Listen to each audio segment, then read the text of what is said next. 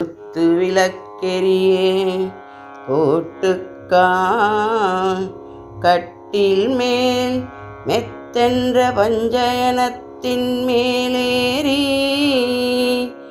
கொத்தவர் பூங்குழல் நப்பினை கொங்கை மேல் வைத்து கிடந்த மலர் மார்பா வாய்த்திரவாய்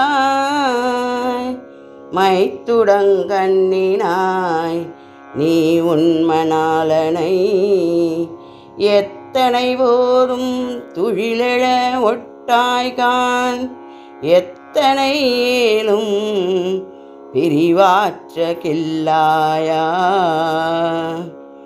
தத்துவமென்று தகவலோரெம்பாய். இன்றைய பாசுரத்தில் சீரார் வலை ஒலிப்ப வந்து திறவாய் என்று நப்பின்னையை இந்த பெண்கள் வேண்டினர். உடனே அவளும் எழுந்து கதவை திறக்க வந்தாள். அப்போது கண்ணன் நம் திருவடி பற்றின அடியாரை தன் அடியாராகவே இவள் எண்ணுவது போல இந்த ஆய்ச்சியரையும் எண்ணி அவர்களுக்கு உதவ போகிறாளே என்று நினைத்தான்.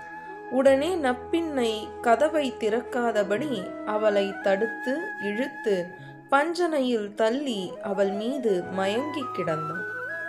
நப்பின்னையும் ஆய்ச்சியர் வந்த காரியத்தை மறந்து கிடந்தார்.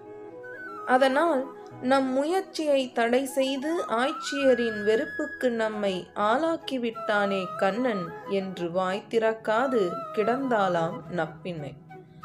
அவளிடம் இந்த பாசுரத்தில் மீண்டும் வேண்டுகிறார்கள் ஆய்ச்சியர்கள். நிலை விளக்குகள் நாற்புறமும் ஒளிபரப்ப எரிகின்றன. யானை தந்தங்களினால் ஆன கால்களை உடைய கட்டில், அதன் மீது மெத்தென்று இருக்கும் படுக்கை, அந்த படுக்கையும் அழகு, குளிர்ச்சி, மென்மை, பரிமள மனம், வெண்மையான தூய்மை என 5 குணங்களை உடையதாக உள்ளது. அதன் மீதேறி சயனித்தபடி கொத்து கொத்தாக அலர்கின்ற மலர்களை அணிந்த கூந்தலை உடைய நப்பின்னை பிராட்டியின் திருமுலை தடங்களை தன் மேல் வைத்தபடி பள்ளி கொள்கின்ற கண்ணா, அகன்ற திருமார்பினை உடைய பிரானே, உன் வாய் திறந்து ஒரு வார்த்தையேனும் அருளிச் செய்ய வேண்டும்.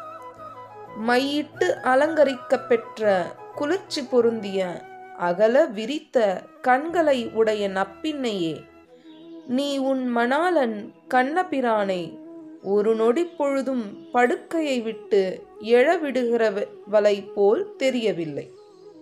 கன நேரமேனும் அவன் உன்னை பிரிந்து இருக்காத நிலையை நீ ஏற்படுத்தி இருக்கிறாய். ஆஹா, நீ இப்படி இருப்பது உன் தகுதிக்கு பொருத்தமே. ஆனால் நீ எங்கள் மீது பாராமுகமாக இருப்பது உன் கருணை உள்ளத்துக்கு தக்க தத்துவமோ அன்று. எனவே எங்களுக்கு கருணை காட்டு என்கிறார் ஆண்டாள்.